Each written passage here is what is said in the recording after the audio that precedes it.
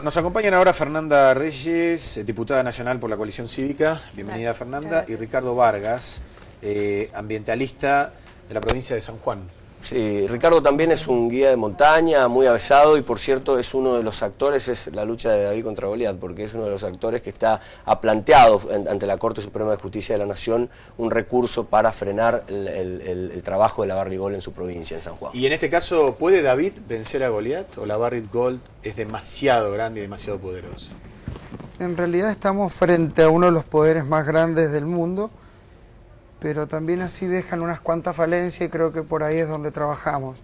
Se ha hecho mucho hincapié en el tema hídrico, en el tema de seguro ambiental, en el tema de los residuos peligrosos, en las reservas arqueológicas y en algo muy importante como es la violación de la Ley Nacional de Cuencas.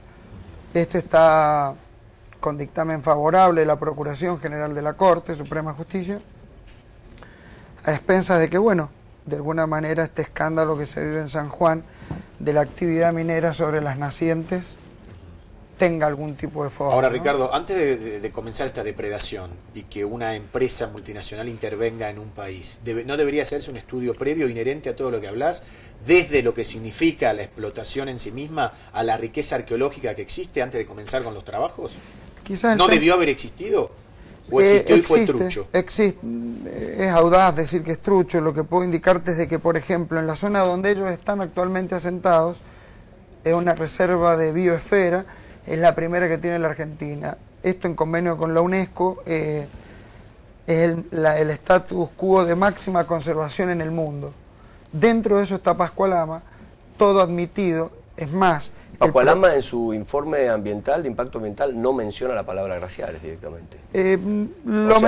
Omite que desempeñan su tarea en zona glaciar y preglaciar. Sí, ellos en realidad en esto tienen una gran astucia porque son primero 6.000, 7.000 hojas, gráfico netamente técnico para que el común de los ciudadanos, que es el que puede objetar esto, se vea lejos de una verdadera información, ¿no? Esto uno después de que está todo aprobado empieza a darse cuenta de esto que, por ejemplo, de que este proyecto concretamente Pascualama es un proyecto binacional minero en donde Argentina es el inodoro del proyecto. Claro, donde van todos los desechos, digamos. Sí, esa es la a las realidad. napas, a las tierras, a la gente que vive en los lugares. Queda un dique de colas a 4.000 metros. ¿De qué hablamos cuando hablamos de dique de cola? Este tipo de proceso, como recién lo expresaba Viale, se saca mineral, se saca roca de Chile, se procesa en la Argentina y desde ahí sale un residuo minero y un estéril minero. Ambos dos quedan en la Argentina, a perpetuidad. O sea, es difícil imaginarse que un proceso en el que utilizan, por ejemplo, cianuro, no contamine, no sea dañino. Concretamente, Pascualama no va a usar cianuro, usa un proceso quizás más o menos dañino con otro tipo de método, un método de flotación, donde tiene un dique de cola que es como, imaginémonos, el dique de Carlos Paz, el lago San Roque, donde va a quedar con una gelatina, que son todo el residuo minero, que es parte del proceso, a perpetuidad. Eso es lo que firmó Argentina para poder llevar adelante Pascualama.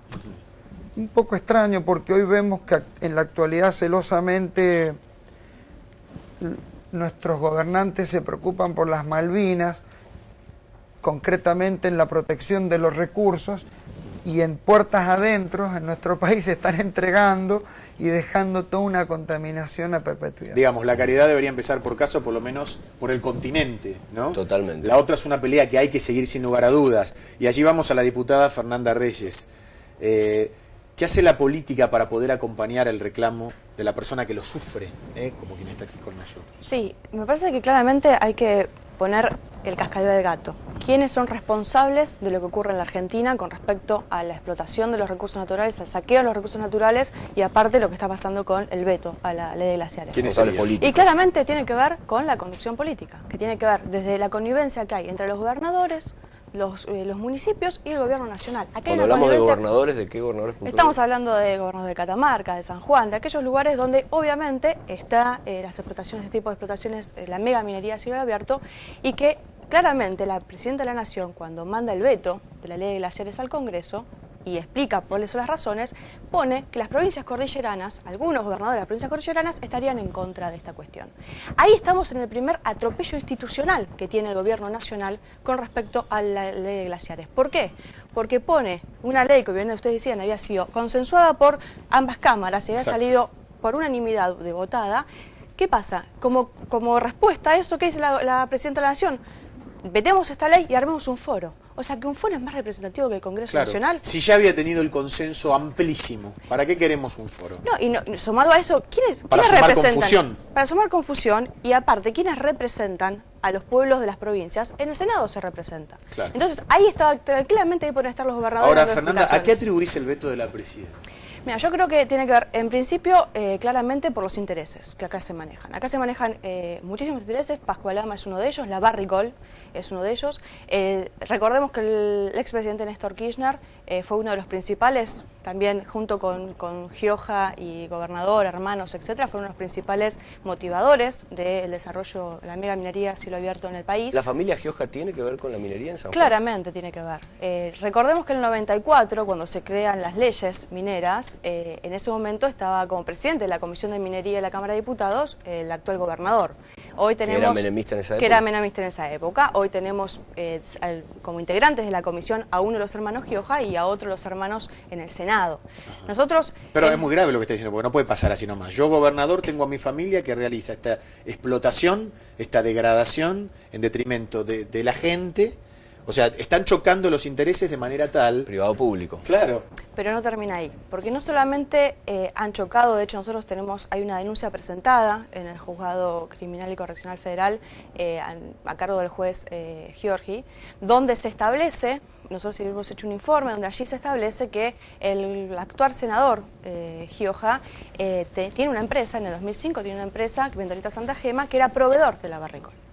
Aquí estamos viendo ya una relación, una relación de intereses, pero hay una relación peor, que es el actual secretario de Minería, que nosotros hemos acercado esta denuncia. El actual secretario de Minería, Mayoral, atiende los dos lados del mostrador. ¿Por qué?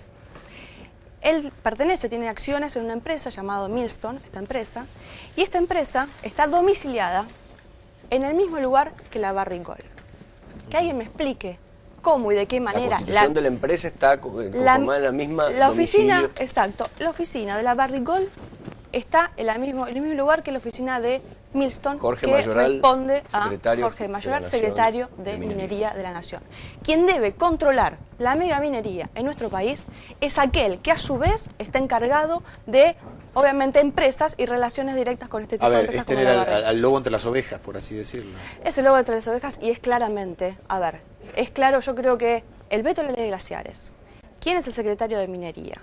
La actual política del gobierno, que ha transferido casi 144 millones de pesos de la política ambiental al fútbol, lo que nos está mostrando es que a este gobierno no le interesa el medio ambiente. No le interesa la salud de las personas que aquí viven en este país, y menos le interesa el agua. El agua está para los negocios.